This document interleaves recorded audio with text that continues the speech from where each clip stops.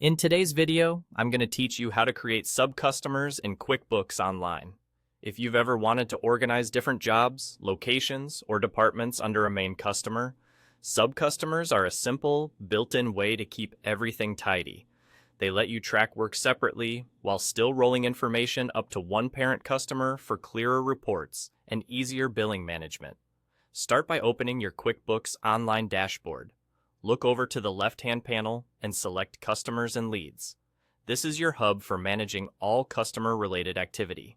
Once you're there, go into the Customers tab. You'll see a list of your existing customers, along with tools to add and manage them. Next, click the New Customer button at the top right. This opens a fresh customer profile. Enter the usual details you'd add for any customer, like the display name, company name if it applies, email, billing address, and any standard terms you use. The more accurate your information, the cleaner your invoices and reports will look later. If you use separate shipping addresses, go ahead and fill that in as well. Think of this as creating a profile that's both clear for your team and consistent with your existing records. Now, here's the key part.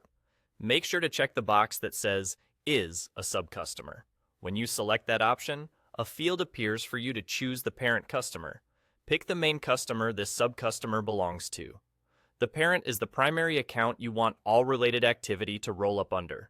For example, if you work with a client who has multiple locations or projects, each location or project can be set up as a sub-customer under that main client. This helps keep transactions organized and makes reporting more insightful, especially when you need to see totals by client and by job. Before saving, take a moment to confirm that you've selected the correct parent. Consistency in naming can help too. If you use a standard naming convention like client name, project name, it becomes easier to find and manage sub-customers later. When everything looks good, click Save. That's it. Your new sub-customer is now linked to the parent customer, and you can start creating invoices, estimates, or receipts specifically for that sub-customer while keeping everything neatly grouped in your reports. To wrap up, using sub-customers is a fast way to keep multi-part client relationships organized. It streamlines your billing, improves clarity for your team, and makes reporting far more meaningful without changing the way you already work in QuickBooks Online.